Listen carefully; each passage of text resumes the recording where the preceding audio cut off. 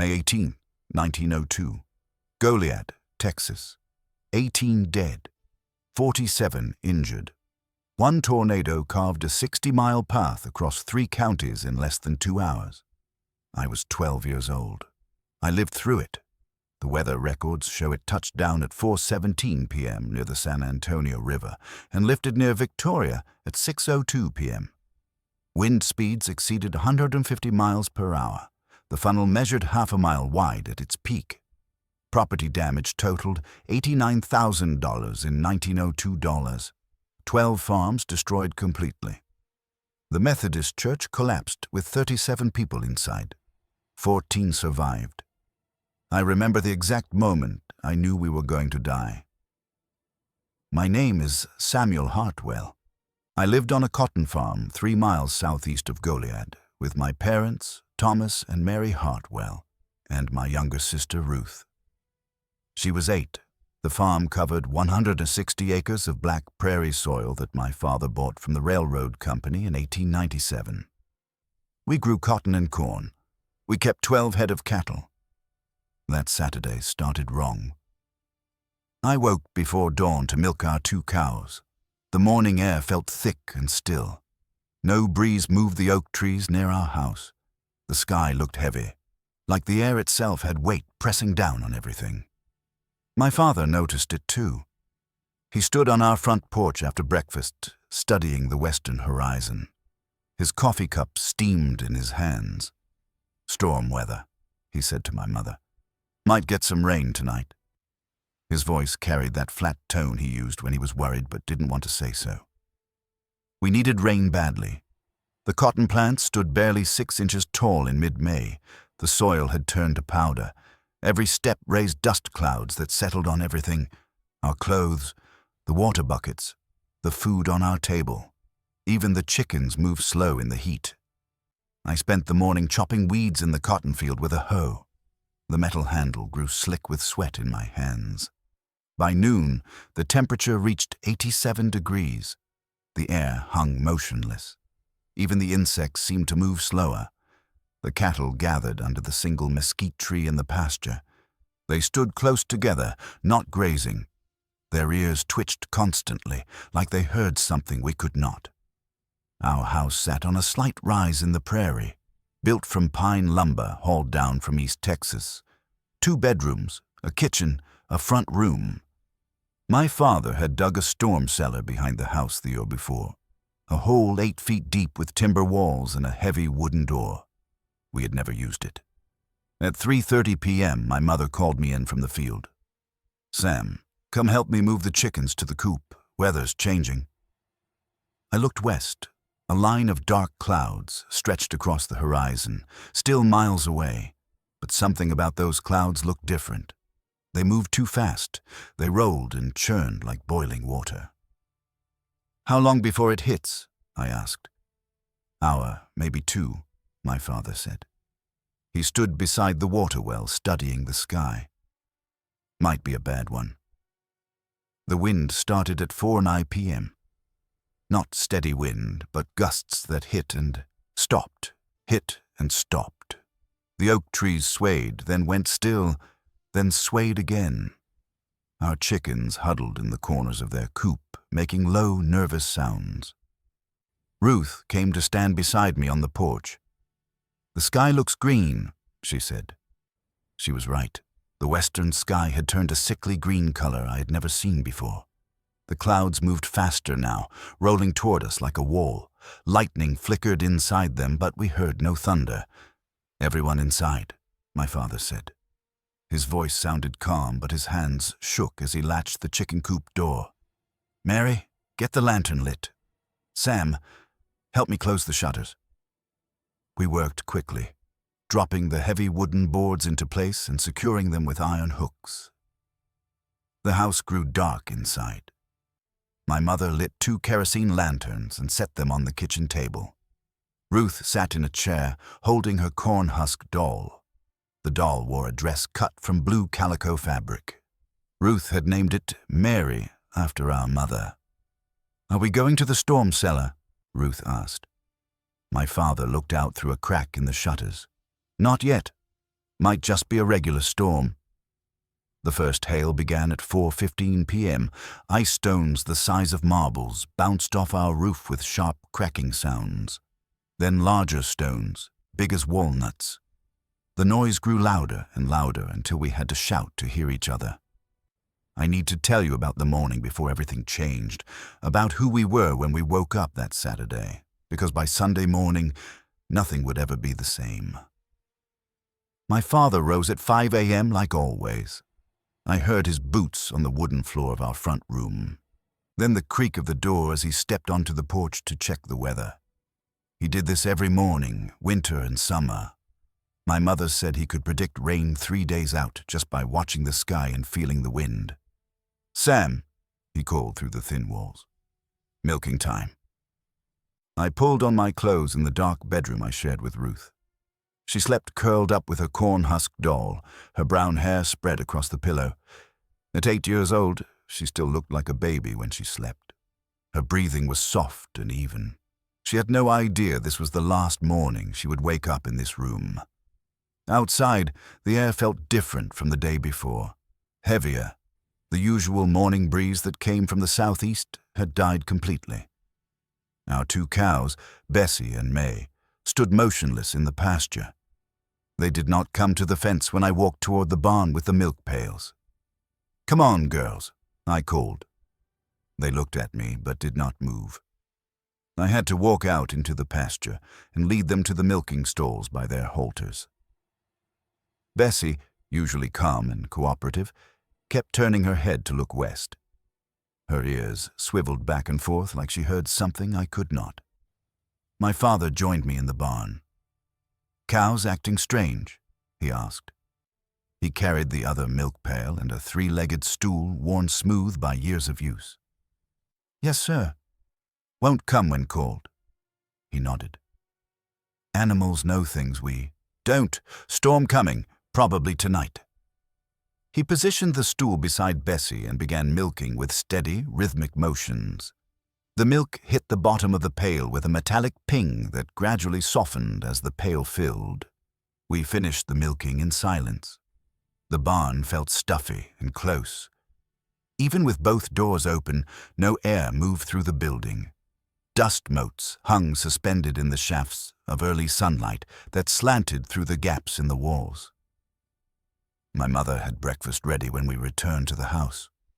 Biscuits, bacon, eggs from our chickens, milk still warm from the cows.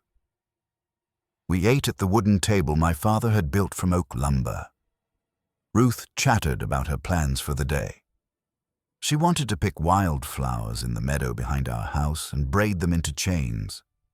"Stay close to the house today," my mother told her. "Weather might turn bad." "How bad?" Ruth asked. She spooned molasses onto her biscuit with careful precision, making sure it covered every corner. "Just stay close," my father said. "Help your mother with the washing." After breakfast, I walked to the cotton field with my hoe. The young plants stood in neat rows, about 6 inches tall, their first true leaves just beginning to show. My father had planted 40 acres in cotton this year, hoping for good prices in the fall. Cotton brought 20 cents a pound in Goliad, enough to pay our mortgage and buy supplies for the next year. The work was simple but hard. I walked between the rows, chopping weeds with the sharp blade of the hoe. The weeds grew fast in the rich black soil, pigweed, cocklebur, Johnson grass. If you did not stay ahead of them, they would choke out the cotton plants. My father had taught me to cut them off just below the surface, leaving the roots to rot and feed the soil. By 9 a.m., sweat soaked my shirt. The sun beat down from a cloudless sky, but the air felt thick and oppressive. No wind stirred the cotton plants. They stood perfectly still, like green soldiers in formation. I could see our house from the field, a small wooden structure painted white with green trim. Smoke rose straight up from the kitchen chimney where my mother cooked. No breeze bent the smoke column even slightly. Ruth played in the yard with her doll, setting up a pretend tea party on an old wooden crate. She had arranged our mother's chipped china cups in a circle and filled them with water from the well. The dolls sat in a place of honor at the head of the makeshift table. Ruth talked to the doll in a serious voice, explaining the rules of proper tea service. Our chickens moved restlessly in their yard, pecking at the ground but not really eating. They made soft, nervous sounds I'd never heard before. The rooster, a big red bird named General, stood on a fence post and crowed repeatedly, even though the sun had been up for hours. His calls sounded different, urgent, warning. At 11 a.m. I noticed the first clouds on the western horizon. Just a thin line of white, barely visible against the blue sky. Nothing unusual about that. Clouds formed over the hills west of Goliad most afternoons in May, but these clouds moved differently. They built upward instead of drifting across the sky. By noon, they had grown into towering white columns that reached high into the atmosphere. My father came out to check on my progress. He stood at the edge of the field, studying the western sky. His hat cast a shadow across his face, but I could see his eyes narrow as he watched the clouds build. "Storm building," he said. "Might get some rain after all." "When?" I asked. I leaned on my hoe and wiped sweat from my forehead with my sleeve. "This evening, maybe late afternoon. Better finish this section before it hits." I worked faster, chopping weeds with steady, rhythmic strokes. The metal blade bit into the hard soil, sending up small clouds of dust with each swing. My hands began to blister where they gripped the wooden handle, but I did not stop. We needed every row clean before the rain came. The clouds continued to build. By 2 p.m. they had turned gray at the bottom and spread across half the western sky. They moved faster now, rolling and churning in ways that normal clouds did not move. The light began to change, taking on a brassy quality that made everything look strange and unfamiliar. The wind came from nowhere and everywhere at once. I was chopping weeds in the far corner of the cotton field when the first gust knocked me sideways. 1 second, the air hung perfectly still. The next, a wall of wind nearly took the hoe from my hands. Dust and debris swirled up from the ground, stinging my eyes and filling my mouth with grit. The young cotton plants bent flat against the earth. Then it stopped. Complete calm again. I looked west. The storm clouds had turned black as midnight and stretched from north to south across the entire horizon. They towered up into the sky higher than I could see, their tops lost in darkness. Lightning flashed constantly inside them now, illuminating the churning mass with brief, eerie light. The clouds moved like living things, rotating and reaching down toward the earth. Another gust hit, stronger this time. A tumbleweed the size of a wagon wheel bounced past me, rolling toward the house at incredible speed. The air tasted metallic, sharp, like the taste after lightning strikes close by. "Sam," my father's voice carried across the field. He stood on our front porch, waving his arms. "Come in. Now." I dropped the hoe and ran. The wind came in waves now, violent gusts followed by moments of dead calm. During the calm periods, I could hear strange sounds from the western sky. A low rumble, like distant thunder, but continuous. It never stopped. It grew louder. Our chickens had gone crazy. They ran in circles inside their yard, squawking and flapping their wings. Feathers filled the air like snow. General the rooster perched on the highest fence post, crowing frantically at the approaching storm. His red comb stood straight up, and his eyes were wide with terror. The cattle had broken through the pasture fence. All 12 heads stood pressed against the east side of our house, as far from the storm as they could get. They bellowed and stamped their hooves, their eyes rolling white with fear. Foam flecked their muzzles. I had never seen cattle act this way. "Mary!" my father shouted to my mother. "Get the children inside. Close all the shutters." I reached the porch as another gust hit. This one was different. Not just wind, but wind carrying things. Leaves, sticks, pieces of paper I had never seen before. A chicken feather slapped against my face. The air smelled wrong, metallic and sharp and somehow rotten underneath. Ruth stood in the doorway, clutching her doll. Her eyes were wide and frightened. The wind whipped her brown hair across her face. "Sam, what's happening?" she called over the growing roar. "Storm coming," I said, trying to sound calm. "Big storm." My mother pulled us both inside and slammed the door. The house shook as another gust hit. Through the windows, we could see the western sky growing darker by the minute. The storm clouds now covered the entire western half of the sky, and they were moving fast, much faster than any storm I had ever seen. My father and I worked quickly to close the shutters, heavy wooden boards that dropped down over each window and latched with iron hooks. As we secured each one, the house grew darker. Soon only thin lines of gray light showed through the cracks between the boards. "Should we go to the cellar?" my mother asked. Her voice was steady, but I could hear the fear underneath it. My father peered through a crack in the kitchen shutter. "Not yet. Might still blow past us." But his voice sounded uncertain. Through the crack I could see the storm approaching like a black wall. It stretched from the ground up into the sky as far as I could see. Lightning flashed continuously inside it, and the rumbling sound grew louder with each passing second. The first hail began at 4:10 p.m. Small stones at first, bouncing off our roof with sharp tapping sounds. Then larger ones, big as marbles, striking the wooden shingles with loud cracks. Within minutes, the hailstones grew to the size of walnuts, then hens' eggs. The noise became deafening. We had to shout to hear each other over the constant hammering on the roof. Through the shutter cracks, I could see the ground turning white with ice. Hailstones bounced 3 feet high when they hit the hard-packed earth of our yard.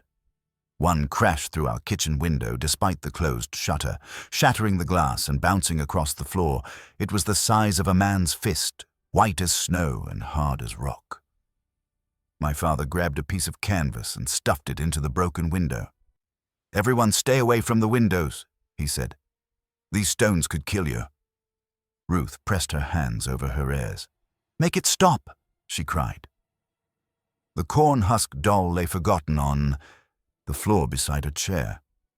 My mother pulled her close. "It's just hail, honey. It'll pass." But I could see fear in my mother's eyes. This was not just hail. The stones were too big, falling too hard. Water began to drip through the ceiling in several places where hailstones had punched through the wooden shingles. The hail continued for 20 minutes. 20 minutes of constant bombardment that sounded like 100 men with hammers beating on our roof. I was sure the wooden shingles would not hold. More water dripped through, forming puddles on our kitchen floor. Then, suddenly, it stopped. Complete silence. No wind, no hail, no sound at all except water dripping inside our house. The quiet felt unnatural, oppressive, like the world was holding its breath before something terrible happened. My father opened the kitchen shutter a crack and looked out. "Jesus," he whispered. I looked over his shoulder. Our yard was covered with hailstones, some as big as baseballs. The chicken coop had collapsed under the weight. I could see several chickens lying motionless among the debris, their bodies battered by the ice. General was nowhere to be seen. But what made my father curse was the sky. The western horizon had turned green, not the pale green of spring leaves, but a sickly, unnatural green like infected wounds. The storm clouds hung low and heavy, their bottoms nearly touching the ground. They moved in ways that clouds should not move. Rotating, churning, reaching down toward the earth like grasping fingers, and the sound had changed. The rumbling was louder now, deeper. It no longer sounded like distant thunder. It sounded like a freight train bearing down on us at full speed. But there were no railroad tracks within 20 miles of our farm. The wind tried to kill us the moment we stepped outside. It came from 3 directions at once, spinning and howling like a living thing. I grabbed Ruth's hand and bent low, fighting against the force that wanted to lift us off our feet and carry us away. Debris filled the air, pieces of wood, chunks of metal roofing, entire tree branches spinning past our heads like deadly missiles. The storm cellar lay 30 yards behind our house, 30 yards that might as well have been 30 miles. My father led the way, bent almost double against the wind. My mother followed, one hand on his shoulder, the other reaching back for Ruth and me. We moved in a chain, connected by touch, because the wind was too loud for shouting now. The noise was beyond description, not just wind, but the sound of the world being torn apart. Wood splintering, metal shrieking, the earth itself groaning under some impossible force. And underneath it all, that freight train rumble growing louder and deeper every second. Halfway to the cellar, I made the mistake of looking west. The tornado was a mile wide and black as night. It stretched from the ground up into the dark clouds above, a spinning column of destruction that moved across the prairie like the finger of God. I could see trees, pieces of buildings, entire sections of roof spinning inside it, carried hundreds of feet into the air before being hurled back down to earth. It was coming straight for us. "Don't look," my father shouted, though I could barely hear him over the roar. "Keep moving." A piece of lumber the size of a fence post flew past my head, missing me by inches. It hit the ground and bounced, spinning end over end until the wind caught it again and carried it away. Ruth stumbled, nearly pulled from my grip by a gust that felt strong enough to lift a grown man. We reached the cellar door. My father grabbed the iron handle and pulled. The door, designed to open upward, fought against the wind that wanted to keep it closed. The muscles in his arms stood out like ropes as he hauled it up against the pressure. "Get in," he yelled. "Now!" My mother went first, disappearing down the wooden steps into darkness. Ruth followed, still clutching her corn-husk doll. I was next, and as I stepped into the cellar, I felt the wind grab at my shirt, trying to pull me back out into the storm. My father came last. He held the door partially open, fighting to keep it from slamming shut while he climbed down the steps. At the last second, he let go and dropped into the cellar, pulling the door closed above us just as something heavy crashed into it from outside. We huddled in complete darkness. The cellar was 8 feet deep and 6 feet square, with walls of rough timber and a dirt floor. My father had built shelves along one wall for storing vegetables, but we had never actually used it as intended. It smelled of damp earth and rotting wood. Above us, the world was ending. The tornado passed directly over our farm. I know this because the sound became so loud that I thought my eardrums would burst. The wooden door above us creaked and groaned under the pressure. Dirt sifted down from between the timber walls with each gust. The air pressure dropped so suddenly that my ears popped, and Ruth started crying from the pain. Something crashed into the ground near the cellar, something big. The impact shook the earth around us, and I heard wood splintering. Then another crash, and another. Pieces of our farm were falling from the sky. Ruth pressed against my mother, crying silently. My mother held her tight, one hand over Ruth's ear to protect her from the noise. My father sat with his back against the wall, staring up at the door above us. His lips moved, but I could not hear if he was praying or cursing. The tornado seemed to last forever, but it was probably only 5 minutes. 5 minutes of the loudest, most terrifying sound I had ever heard. 5 minutes of wondering if the cellar door would hold, if the walls would collapse, if we would be buried alive in our own storm shelter. Then, as suddenly as it had come, the tornado moved on. The sound changed from a roar to a rumble, then to a distant growl. The door above us stopped, shaking. The dirt stopped falling from the walls. We sat in darkness, afraid to move, afraid to believe it was over. "Is everyone all right?" my father asked. His voice sounded strange in the sudden quiet. "Yes," my mother whispered. "We're all here." "Ruth." "I'm okay, Papa." Her voice was small and scared, but steady. My father felt around in the darkness until he found the kerosene lantern he kept on one of the shelves. I heard the scratch of a match, then warm yellow light filled the cellar. We looked at each other's faces, checking for injuries, making sure we were all really alive. "What do we do now?" I asked.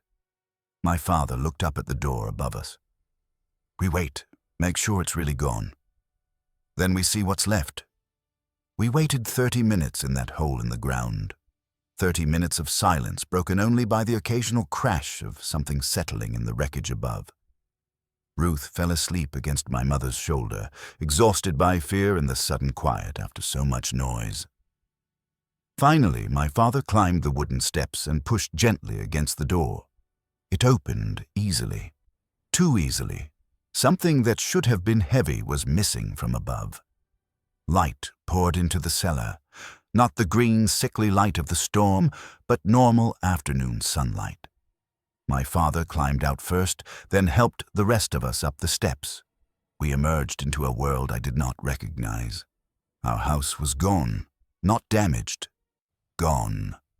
Where it had stood an hour before, only the stone foundation remained. The wooden walls, the roof, the furniture, everything had been swept away as if it had never existed.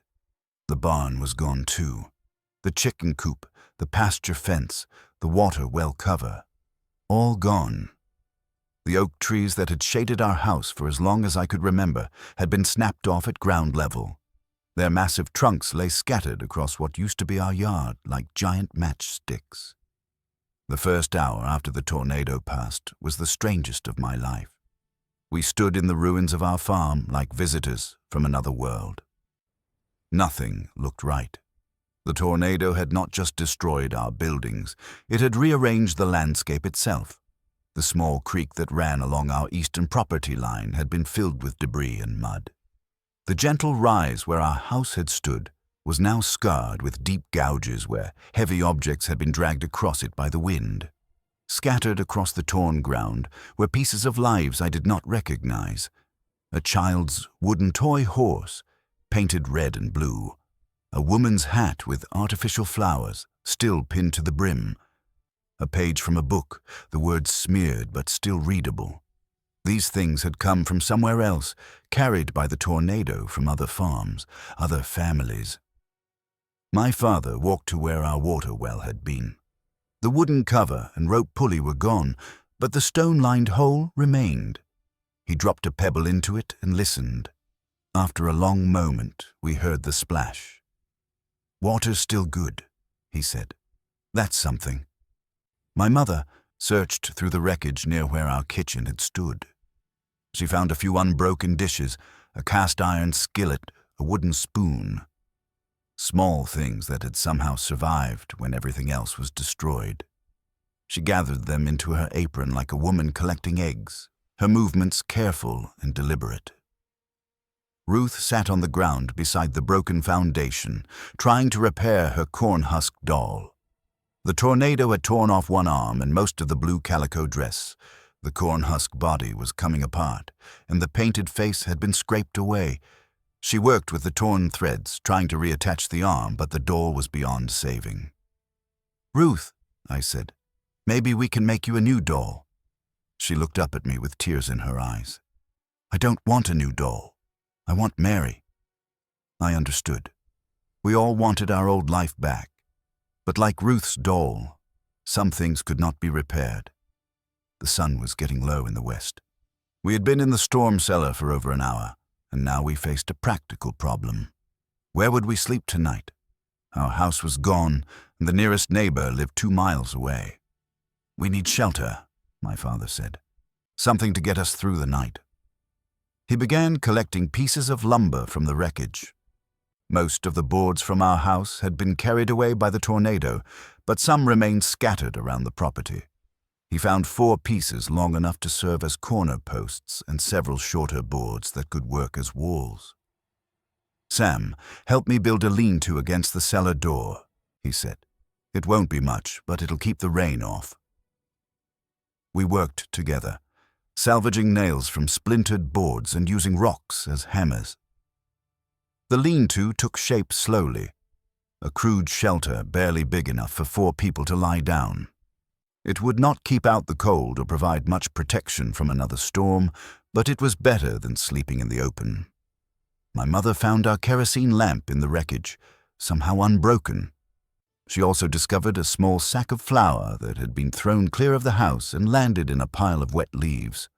The flour was damp, but still usable. "I can make biscuits," she said, "if we can get a fire started." Fire was another problem. Our wood stove had vanished with the house, and most of the firewood had been scattered.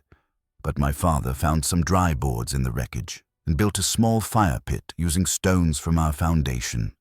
As the sun set, we sat around the fire, eating flour biscuits cooked on the cast-iron skillet. They were tough and tasteless, but they filled our stomachs.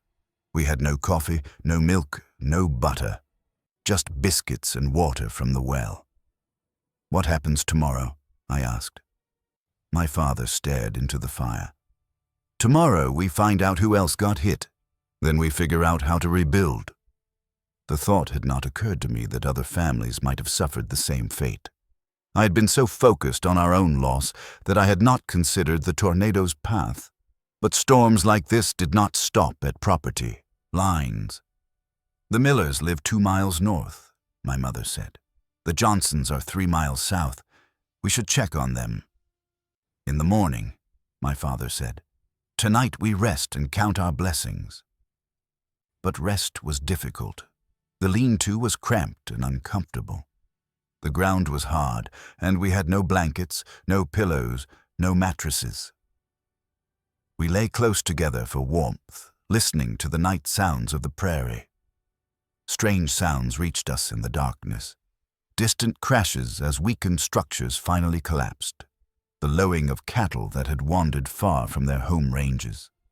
Once, we heard what sounded like a woman crying, but it might have been the wind moving through debris. Ruth could not sleep. She lay between my mother and me, turning restlessly, clutching the broken remains of her doll. "Tell me a story," she whispered to my mother. "What kind of story?" "About before, about when we had our house." My mother was quiet for a long moment. When she spoke, her voice was soft and sad. "Once upon a time, there was a little girl who lived in a white house with green shutters. Every morning she woke up in her own bed and ate breakfast at a wooden table her papa had made with his own hands." I listened to my mother tell the story of our old life as if it were a fairy tale.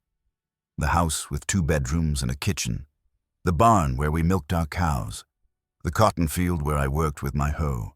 All of it transformed by her words into something magical and distant, like something that had happened to other people in another time. Ruth fell asleep before the story ended, but I stayed awake, staring up through the gaps in our makeshift roof at the stars. They looked the same as they had the night before, bright and distant and unchanging. Everything else in our world had been destroyed, but the stars remained exactly where they had always been. I woke to the sound of horses. The sun had just risen, painting the eastern sky pink and gold. For a moment, lying in the cramped lean-to, I forgot where I was. Then I saw the debris scattered around us and remembered everything. 3 men on horseback had ridden up to what remained of our farm. I recognized John Miller from the farm 2 miles north, and Bill Johnson from 3 miles south. The third man I did not know. My father crawled out of the lean-to and stood to greet them. His clothes were wrinkled and dirty from sleeping on the ground, but he straightened his shoulders and tried to look dignified. "Thomas," John Miller called out, "thank God you're alive. We saw the damage from the road and feared the worst." The men dismounted and walked through the wreckage, shaking their heads at the destruction. Bill Johnson picked up a piece of our kitchen table, just a single leg with part of the top still attached. "Never seen anything like it," he said. "That tornado must have been a mile wide when it hit you." "How bad is it?" my father asked. "Did it hit other places?" John Miller's face was grim. "Carved a path from here, all the way to Victoria. Your place got the worst of it, but the Hendersons lost their barn, and the Martinez family lost their house too. They were in town when it hit, Thank the Lord. The third man introduced himself as Dr. Samuel Whitmore from Goliad. He had ridden out with the others to check for injuries and casualties. "Anyone hurt here?" he asked, looking us over with a practiced eye. "No, sir," my father said.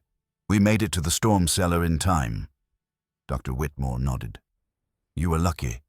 We found the Patterson family 3 miles west of here." He paused, his face somber. 5 dead. They didn't make it to shelter in time. 5 dead. The number hit me like a physical blow. People I might have known, families like ours who had not been fast enough or lucky enough to reach safety. "The town's organizing relief efforts," Bill Johnson said. "Food, clothing, materials for rebuilding. Reverend Williams is coordinating everything from the church." My father nodded. "We'll need help. Lost everything except what we're wearing." "There's a wagon coming out this afternoon with supplies," John Miller said. "And men to help you start rebuilding. Nobody does this alone." After the men left, we walked the boundaries of our property, surveying the full extent of the damage. The tornado had been selective in its destruction. Our house, barn, and outbuildings were completely gone, but the storm cellar remained intact. The big oak trees were snapped off, but some of the smaller mesquite bushes had survived. In the cotton field, we found strange things. A dining room chair, unbroken, sitting upright in the middle of the furrows as if someone had placed it there deliberately. A woman's dress, still on its hanger, draped over the broken stub of a fence post. A family photograph in a silver frame. The glass cracked, but the image still visible. A man and woman with 3 children, all dressed in their Sunday best. "Whose picture is this?" Ruth asked. My mother took the photograph and studied it. "I don't know, honey. The tornado brought it from somewhere else." "Are they dead?" "We don't know. The picture might have come from a house that was empty, or maybe these people were somewhere safe when the storm hit." But Ruth was old enough to understand the possibilities. She looked at the photograph with the same expression she had when examining her broken doll. The recognition that some things, once broken, could never be made whole again. We spent the morning gathering anything useful from the debris. My mother found more dishes, a few pieces of clothing, and a small bag of coffee beans that had somehow stayed dry. I discovered my father's hammer, the handle splintered but the head still solid. My father located his axe, the blade nicked but still sharp enough to cut wood. The most surprising discovery was our family Bible. We found it wedged under a pile of lumber, the leather cover torn but the pages intact. My mother held it, carefully, as if it might fall apart in her hands. "It's a sign," she said. "God preserved his word for us." My father did not respond. He'd grown quiet since the neighbor's visit, and I could see him calculating in his head how much it would cost to rebuild, how long it would take, whether we had enough money to survive until the next cotton harvest. At noon, the supply wagon arrived. 6 men from town, led by Reverend Williams, brought food, blankets, tools, and lumber. They also brought news. 18 dead so far, Reverend Williams reported, 47 injured. The tornado hit 12 farms between here and Victoria and damaged buildings in 3 towns. 18 dead. The number had grown since morning as searchers found more victims. 18 people who had woken up yesterday morning just like us, never imagining it would be their last day alive. "We're setting up a relief camp at the church," the Reverend continued. "Families who lost their homes can stay there until they rebuild. We have food, clothing, and medical care." My father shook his head. "We'll stay here. Start rebuilding right away." "Thomas, you don't have to prove anything," Reverend Williams said. "There's no shame in accepting help." "I'm not leaving my land," my father replied. "This is our home. What's left of it?" The men unloaded supplies: salt pork, beans, flour, coffee, sugar, blankets and spare clothing, tools to replace the ones we had lost. lumber to build a temporary shelter larger than our lean-to. They also brought a tent, a large canvas structure that could house our family while we rebuilt. It was not much, but it was better than sleeping on the ground. As the men worked to set up the tent, I walked back to the cotton field. The tornado had destroyed months of work in minutes. The neat rows were gone, the young plants uprooted or buried under debris. We would have to start over completely. Clear the field, plow it again, replant if it was not too late in the season. Standing in the ruined field, I tried to imagine our farm as it had been just 24 hours earlier. The white house with green shutters, the red barn with its smell of hay and cattle, the chicken coop where General the Rooster had ruled over his flock. All gone, scattered across 60 miles of Texas prairie by a wind that cared nothing for human plans or dreams. But we were alive. 18 families had lost loved ones, but we had all survived. That had to count for something. I picked up a clod of black prairie soil and crumbled it between my fingers. The land remained. The soil that had grown cotton for 5 years could grow cotton again. We could rebuild, replant, start over. It would not be easy, and it would not be the same, but it was possible. The full extent of our losses became clear over the next 3 days as neighbors and volunteers helped us search through the debris field. We found pieces of our life scattered across 5 miles of prairie. A section of our kitchen wall had been carried 2 miles east and wrapped around a telegraph pole. Part of our roof was discovered in a creek bed, the wooden shingles still nailed together but twisted into an impossible shape. Most painful were the personal items. Ruth's winter coat, torn and muddy, hanging from a barbed wire fence a mile from our house. My mother's sewing basket, empty now, its contents lost to the wind.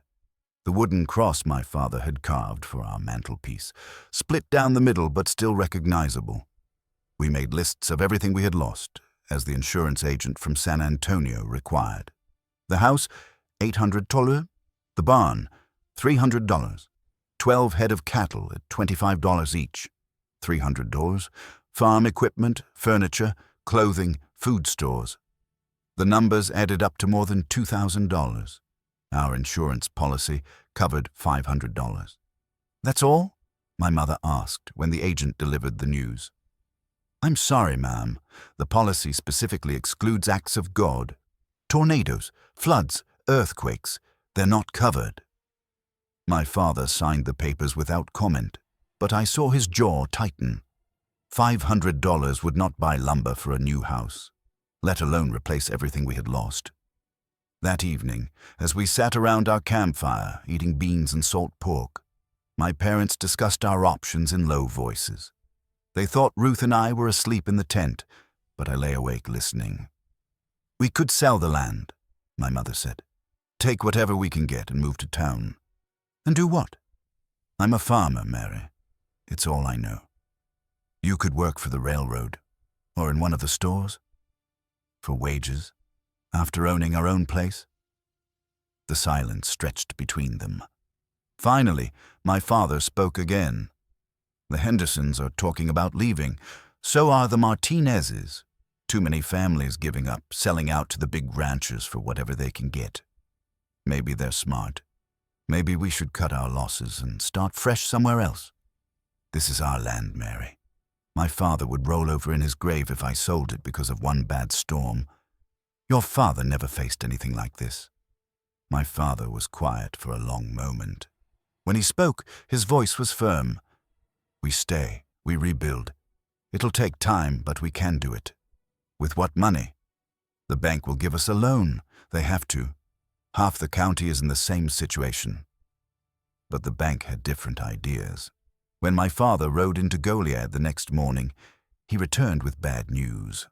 The First National Bank was not making loans to tornado victims.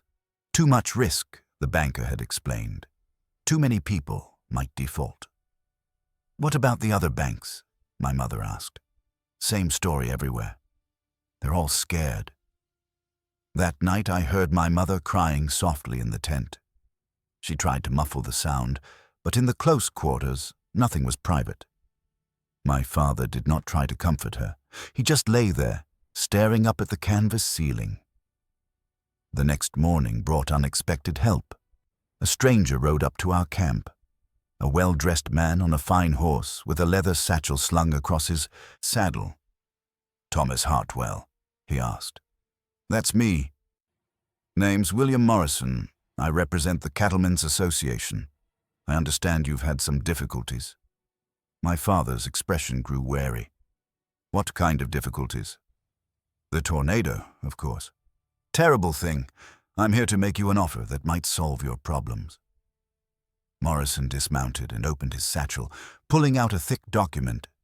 "We're prepared to purchase your land for cash. Immediate payment. No waiting, no bank loans, no uncertainty." "How much?" my father asked. $800. That's well above the current market rate for damaged property. $800 was more money than my father had ever seen at one time. It was enough to move to town, buy a small house, start over in a different life. "I need to think about it," my father said. "Of course. But I should mention that this offer expires in 1 week.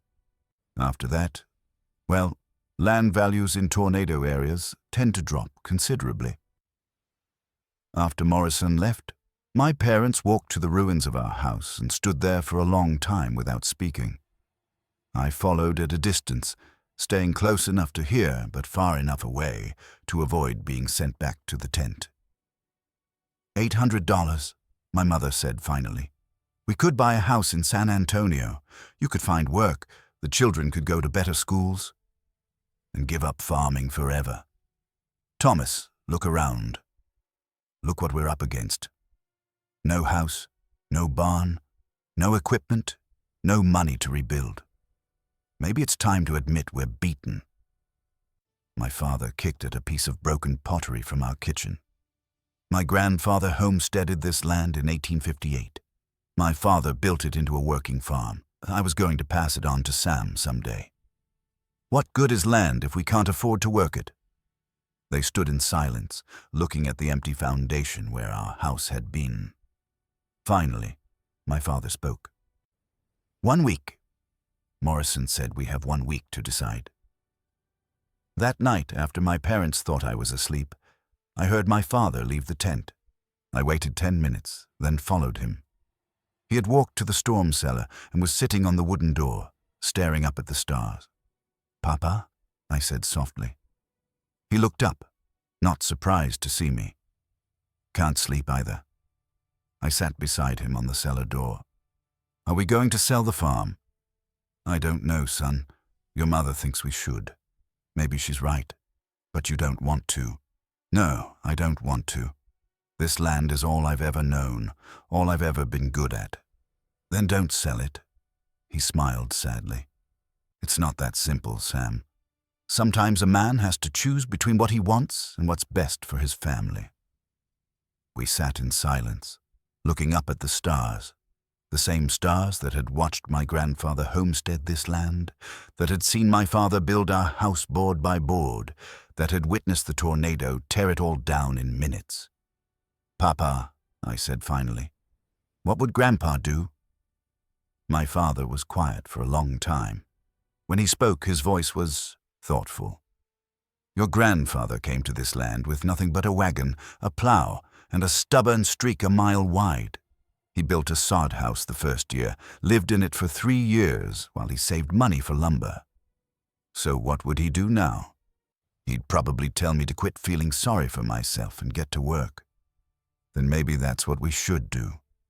My father looked at me with something like surprise. "You'd be willing to live like that, in a sod house, with no money, no certainty about the future?" "It's our land," I said. "Our home." He put his arm around my shoulders. "You sound like your grandfather." The next morning, my father called the family together at sunrise. We gathered around the cold ashes of our campfire, the tent behind us still damp with morning dew. "I've made a decision about Morrison's offer," my father said. "We're not selling." We cut our first sod on a Tuesday morning, 6 days after the tornado. My father hitched our surviving mule, Jake, to a breaking plow borrowed from old man Kowalski. The plow blade sliced through the thick mat of prairie grass and roots, turning over ribbons of black earth held together by buffalo grass. Each strip was about 18 inches wide and 4 inches thick. My job was to follow behind the plow with a spade, cutting the long strips into blocks 2 feet long. Ruth and my mother stacked the blocks like giant bricks, grass side down, ready for building. The work was back-breaking. Prairie sod was heavy. Each block weighed 30 to 40 pounds. By the end of the first day, we had cut enough sod for the foundation and the first course of walls. My hands were raw with blisters, my back ached, and my clothes were black with dirt. "How many more blocks do we need?" I asked my father as we unhitched Jake for the evening. He looked at the pile of sod blocks, calculating. "About 300 more. Maybe 400. 400 blocks. At our current pace, that meant 2 more weeks of cutting, lifting, and stacking. 2 weeks of working from dawn to dusk in the Texas heat. "We'll get faster," my father said, seeing the expression on my face. "The first day is always the hardest." He was right. By the end of the week, we had developed a rhythm. My father cut the sod in long, straight furrows. I followed with the spade, cutting blocks with quick, efficient strokes. Ruth and my mother worked as a team, Ruth rolling the blocks to my mother, who stacked them in neat piles. We built the house like a fort, laying each course of sod blocks with the grass side down and the earth side up. The walls rose slowly, 6 inches a day, a foot if we worked fast and the weather cooperated. The hardest part was keeping the walls straight and level. Sod blocks were not uniform like lumber. Some were thicker than others. Some had more grass. Some crumbled at the edges. My father used a plumb line and a carpenter's level salvaged from our destroyed barn to keep the walls true. "A crooked sod house is a weak sod house," he explained as he adjusted a block for the 3rd time. "We only get one chance to do this right." By the 2nd week, neighbors began stopping by to help. John Miller brought his sons to cut sod. Bill Johnson contributed a wagon load of stones for the fireplace. The women of Goliad organized work parties to help my mother prepare meals for the workers. Mrs. Henderson, whose barn had been damaged by the tornado, brought Ruth a gift, a new corn-husk doll to replace the one we had buried. "Her name is Hope," Mrs. Henderson explained, "because that's what we all need right now." Ruth accepted the doll politely, but I could see she was not ready to replace Mary. She carried Hope with her as she worked, but she did not talk to it or play with it the way she had with her old doll. The walls of our sod house reached shoulder height by the end of May. We left openings for the door and 2 windows, framing them with lumber donated by the hardware store. The window frames had no glass yet. That would come later when we could afford it. For now, we would cover the openings with oiled paper to keep out the rain. Building the fireplace was the most challenging part. We dug a foundation of stones and built the firebox from rocks and clay mud. The chimney had to be perfectly straight, or smoke would fill the house instead of going up and out. My father had never built a fireplace before, but he studied the ruins of chimneys on other tornado-damaged farms and learned from trial and error. His first attempt collapsed when the mud mortar dried too quickly in the heat. The second attempt leaked smoke. The third attempt worked. The roof was the final challenge. We could not afford enough lumber for a conventional peaked roof, so we built what my father called a dugout roof, a flat structure of logs and boards covered with a layer of sod. First, we laid logs across the width of the house, from wall to wall. Then we placed boards perpendicular to the logs, creating a solid deck. Finally, we covered the entire roof with a thick layer of prairie sod, grass side up. "Will it leak?" my mother asked as we placed the last blocks of roof sod. "Some," my father admitted. "All sod roofs leak a little. But it'll keep most of the rain out and it'll be warm in winter." The house was finished on June 15th, exactly 4 weeks after we started cutting sod. It was not beautiful. The walls were rough and uneven, the door hung slightly crooked, and the windows were covered with oiled paper instead of glass. But it was solid, weatherproof, and ours. We moved in that same day, carrying our few possessions from the tent to our new home. The interior was dim and cool, lit only by the light that came through the paper windows and the open door. The walls were thick enough to keep out the summer heat and would hold warmth in winter. Ruth walked through the single room, examining every corner. "It smells like dirt," she announced. "It is dirt," I said. "Dirt and grass. But it's our dirt," my mother said, and I could hear pride in her voice despite everything we had been through. That night we slept in our new house for the first time. We had no beds yet, just blankets spread on the dirt floor, but we were no longer camping. We had a roof over our heads and walls around us. I lay awake listening to the sounds of our sod house settling, small creaks and sighs as the walls adjusted to their weight, the whisper of wind through the grass on our roof, the distant call of a night bird in the prairie beyond our door. Outside, a thunderstorm moved across the prairie. Lightning flashed through our paper windows, and rain drummed on our sod roof. A few drops found their way through the ceiling and fell onto our blankets, but the house held. The walls stayed dry, the roof stayed on, and we stayed safe. "The tornado couldn't destroy this house," Ruth said sleepily from her blanket beside mine. "No," I agreed. "It couldn't. Because this house was not separate from the land, it was part of the land. Built from the earth itself, it would endure as long as the prairie endured." We lived in the sod house for 3 years. The first winter was the hardest. The walls sweated when the temperature changed, creating a constant dampness that soaked into our clothes and bedding. Mice found their way through the sod blocks and built nests in our walls. When it rained hard, water dripped through the roof in a dozen places, and we learned to sleep around the wet spots. But the house kept us warm when the temperature dropped below freezing, and it never leaked enough to flood. We survived. The cotton crop of 1903 was modest but profitable, enough to pay our debts at the hardware store and buy glass for our windows.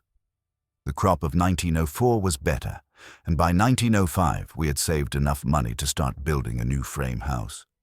We built it in the same spot where our first house had stood, using the same stone foundation, but this time my father designed it with a storm cellar built right into the basement, accessible from inside the house. We would never again have to run through a tornado to reach safety. Ruth adapted to our new life better than any of us expected. She learned to cook on the fireplace, to make soap from lye and animal fat, to sew clothes from flour sacks. The corn-husk doll Mrs. Henderson had given her became her constant companion, and eventually she stopped mentioning Mary, the doll we had buried. My mother took longer to adjust. For months, she would stand in the doorway of our sod house at sunset, looking west across the prairie with an expression I could not read. Sadness, maybe, or longing for the life we had lost. But gradually, she began to take pride in what we had accomplished. "We built this with our own hands," she would tell visitors. "Every block of sod, every stone in the fireplace, we built it ourselves." My father never spoke of selling the land again. The tornado had tested his resolve, but surviving it had strengthened his connection to this place. He expanded our cotton acreage year by year, bought new cattle, rebuilt the farm bigger and better than it had been before. The neighbors who had helped us rebuild became lifelong friends. We helped the Hendersons repair their barn, the Johnsons dig a new well, the Martinez family build their own sod house after they decided to stay and start over. Some families did leave. The Kowalskis gave up farming and opened a store in Goliad. By 1910, half the farms in our area had been sold to larger ranching operations. But we stayed. We endured. I learned things in that sod house that no school could have taught me. I learned that comfort is not the same as happiness, that security comes not from what you own, but from what you can build with your own hands. I learned that families grow stronger when they face hardship together, and that the worst disasters can lead to the best discoveries about yourself. Most importantly, I learned that the earth endures. Tornadoes come and go, houses rise and fall, people are born and die. But the land remains. The black prairie soil that supported my grandfather's generation will support my children's children, long after all of us are gone. Ruth married a farmer's son from Victoria County and moved away in 1912. But she still visits every summer with her own children, and she always brings them to see the place where our sod house stood. The walls have melted back into the prairie now, but you can still see the outline of the foundation if you know where to look. This is where we lived after the big tornado, she tells her children. This is where we learned that home isn't a building, it's the people you love and the land that sustains you. My mother lived to see me graduate from high school and marry my wife Sarah. She died in 1920, in the frame house my father built to replace our sod home.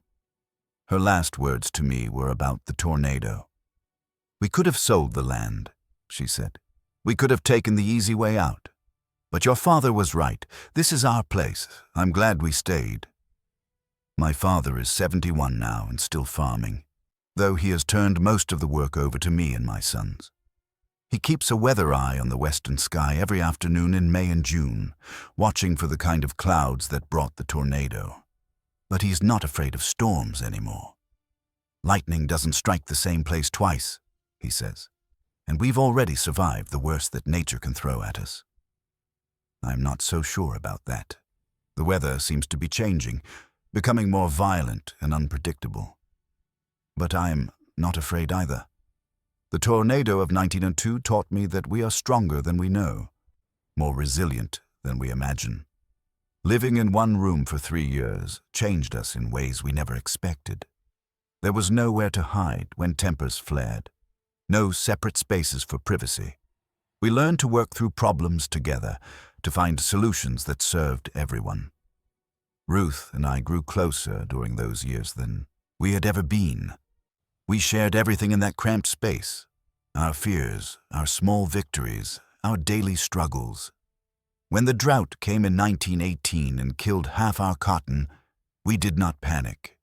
We had lived with less before. When the bank failed in 1923 and took our savings, we did not despair. The sod house had taught us that the most important things could not be stolen by wind or fire or financial ruin. We still find pieces of our old life when we plow the fields each spring. A bent nail, a fragment of blue china. I keep these things in a wooden box, proof that we survived, that we rebuilt from nothing but determination and dirt. 43 years have passed since the Goliad tornado of 1902. I'm 55 years old now, married with children and grandchildren of my own. But I can still close my eyes and hear that freight train roar, still feel the wind trying to tear me from the earth. The names of the 18 people who died in the Goliad tornado are carved on a stone monument in the town cemetery. James Patterson, age 45. Mary Patterson, age 42. William Patterson, age 16. Sarah Patterson, age 14. James Patterson, Jr., age 8. And 13 others, including 2 children whose bodies were never found. I visit that monument every year on May 18th, the anniversary of the storm. I read their names aloud and remember that we were the lucky ones. We lived, we rebuilt, we endured. But they are not forgotten. Their names are carved in stone, and their memory is carved in the hearts of those of us who survived to tell the story. This is what I want people to remember about the Goliad tornado of 1902. It was not just a story of destruction, but a story of rebuilding. Not just a story of loss, but a story of discovery.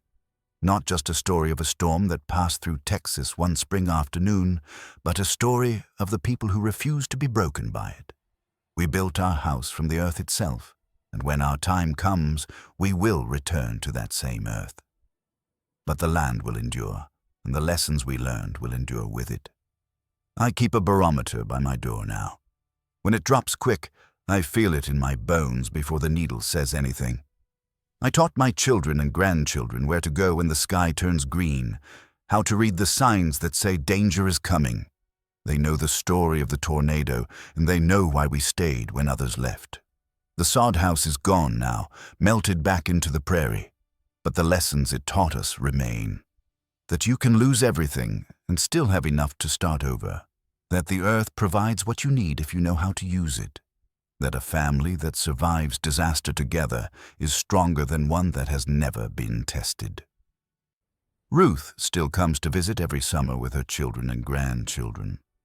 We walk out to where the sod house stood, and she tells them the stories about the tornado that took everything, about the house we built from dirt and grass, about the years we spent learning that home is not a building, but a place where people love each other and refuse to give up. My father died in 1925, still on the land his father had homesteaded.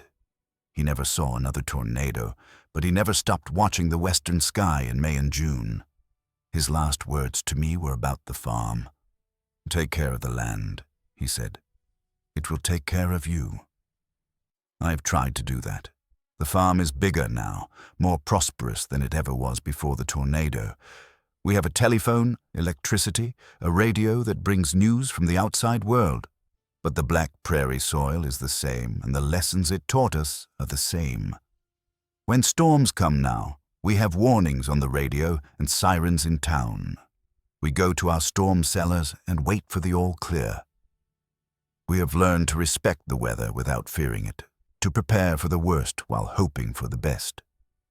But sometimes, on quiet May afternoons when the air grows still and the sky turns that particular shade of green, I remember what it felt like to be 12 years old and watch the world end and begin again in the space of 5 minutes.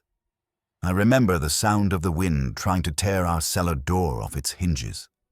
I remember the silence that followed, broken only by the drip of water through a leaking roof. I remember the moment we climbed out of that hole in the ground and saw that everything we had known was gone, and I remember what we did next. We did not run. We did not give up. We picked up the pieces and built something new from the ruins of the old. We learned that losing everything is not the end of the world. It is the beginning of discovering what truly matters. May 18th, 1902, Goliad, Texas. 18 dead. 47 injured. I was one of the ones who lived to tell the story. This is what remains when the storms have passed and the years have gone by. The land, the lessons, and the unbreakable human spirit that says we will survive, we will rebuild, we will endure. That is enough. That is everything. 43 years have passed since the Goliad tornado of 1902. I am 55 years old now, married, with children and grandchildren of my own. But I can still close my eyes and hear that freight train roar, still feel the wind trying to tear me from the earth. The names of the 18 people who died in the Goliad tornado are carved on a stone monument in the town cemetery. James Patterson, age 45. Mary Patterson, age 42. William Patterson, age 16. Sarah Patterson, age 14. James Patterson Jr., age 8, and 13 others, including 2 children whose bodies were never found. I visit that monument every year on May 18, the anniversary of the storm. I read their names aloud and remember that we were the lucky ones. We lived, we rebuilt, we endured. But they are not forgotten. Their names are carved in stone, and their memory is carved in the hearts of those of us who survived to tell the story. This is what I want people to remember about the Goliad tornado of 1902. It was not just a story of destruction, but a story of rebuilding. Not just a story of loss, but a story of discovery.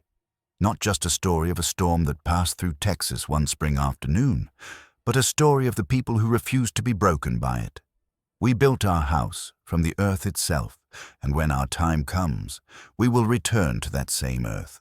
But the land will endure, and the lessons we learned will endure with it.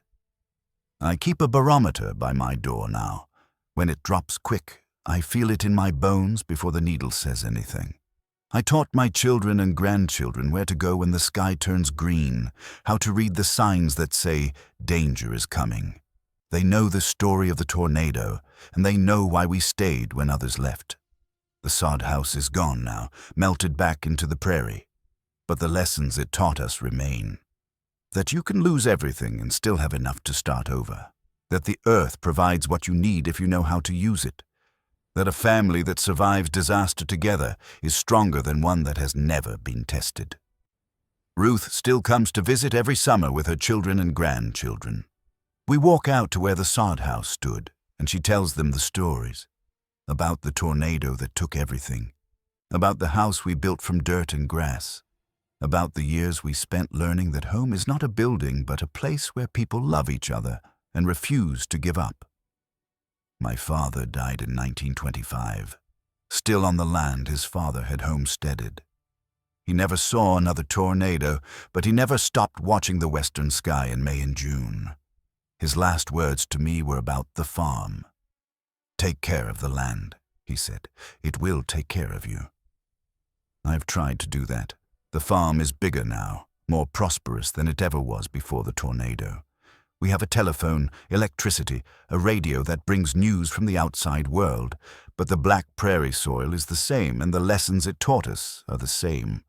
When storms come now, we have warnings on the radio and sirens in town.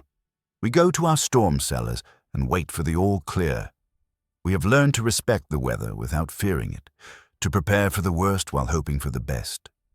But sometimes, on quiet May afternoons when the air grows still and the sky turns that particular shade of green, I remember what it felt like to be 12 years old and watch the world end and begin again in the space of 5 minutes. I remember the sound of the wind trying to tear our cellar door off its hinges. I remember the silence that followed, broken only by the drip of water through a leaking roof. I remember the moment we climbed out of that hole in the ground and saw that everything we had known was gone. And I remember what we did next. We did not run. We did not give up. We picked up the pieces and built something new from the ruins of the old. We learned that losing everything is not the end of the world. It is the beginning of discovering what truly matters. May 18th, 1902. Goliad, Texas. 18 dead. 47 injured. I was one of the ones who lived to tell the story. This is what remains when the storms have passed and the years have gone by. The land, the lessons, and the unbreakable human spirit that says we will survive, we will rebuild, we will endure. That is enough. That is everything.